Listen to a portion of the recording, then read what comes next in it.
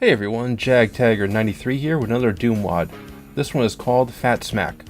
It comes to us from Dragonsbrethren in August 2018 and is a fun map that features some excellent lighting, some very nice secrets, tight ambushes, and some really good enemy placement.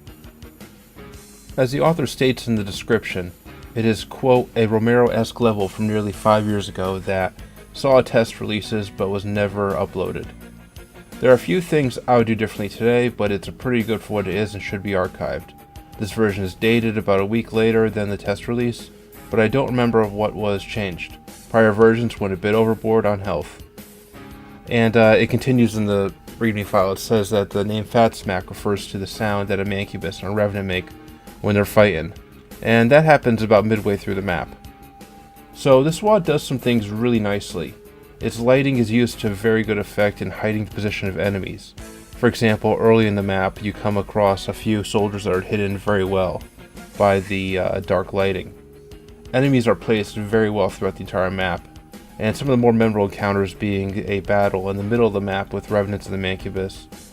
There's also a very good pinky ambush towards the middle of the map, and there's also a very good final fight that starts with a group of Revenants in each corner of this area. There's a great tempo to this WOD too. Enemies often come in groups that can be varied, or a mob of melee spec enemies will come at you, such as pinkies or lost souls. When enemies come at you in a varied group, there's a clear method to the madness. It isn't just a mishmash of different enemy types. So for example, early in the WOD, you turn a corner and there is a group of imps and pinkies on the ground floor with some hit scan enemies, soldiers, up on the top floor. You want to prioritize the hit scan guys first because they're weaker and their weapons hit you more directly. However, the imps and the pinkies act like meat shields for the hit scan guys. There's a lot more setups like that throughout the map actually. Very good placement. Also, each instance where an archvile appears is usually right after you've dispatched some enemies beforehand, so the archvile has plenty of fodder to resurrect if it's allowed. There's also a lot of interesting secrets to discover in this map, such as the BFG, which I can't quite figure out how to get, but you do clearly see it through a window about 3/4 in. Also, this is the only WOD I can remember in some time where you actually are able to telefrag an enemy, specifically at Baron of Hell. Telefragging isn't something you see very often outside of Quake, and even in Quake it's not very common, but heck, I pop for it every time it's used, so awesome. Really, there isn't much negative I can say about this WOD. Perhaps it's a bit on the easy side, but it's one of those WODs that has some brief ambushes that will definitely give experienced players some trouble if they let their guard down. Also, one of the secrets leads to a sphere of partial invisibility, which is my least favorite pickup in Doom, as it messes with my years trained muscle memory responses to enemy attacks. Now I know it's an old complaint about this icon, I know. But for those that don't know what I mean, take for example an imp. You can predict the direction of an imp's fireball as it comes straight at you. With experience you get a sense for the enemy's attacks and timing, so you can actually anticipate their attacks and then move accordingly. This is an essential skill you need to have when you have multiple projectile spamming enemies on screen, so you can anticipate and move while returning fire.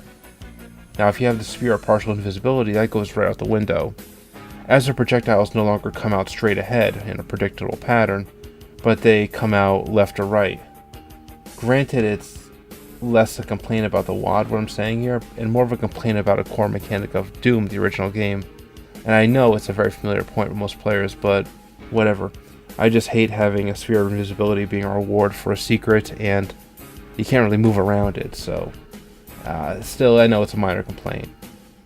Usually when I'm playing Doom and there's a sphere of invisibility and there's a way to move around it, I usually will avoid it, unless in some very specific situations.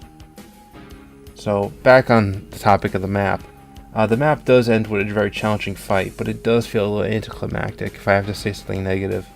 There is this large cube in the middle of the room after you dispatch the Revenants that descends very slowly, and I was expecting either a Cyber Demon or a horde of Revenants and Mancubi, but you don't really get that.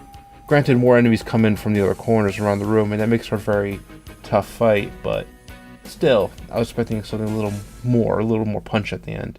Also, on one playthrough, I actually got stuck towards the end The exit opened, and I went in, then backtracked out.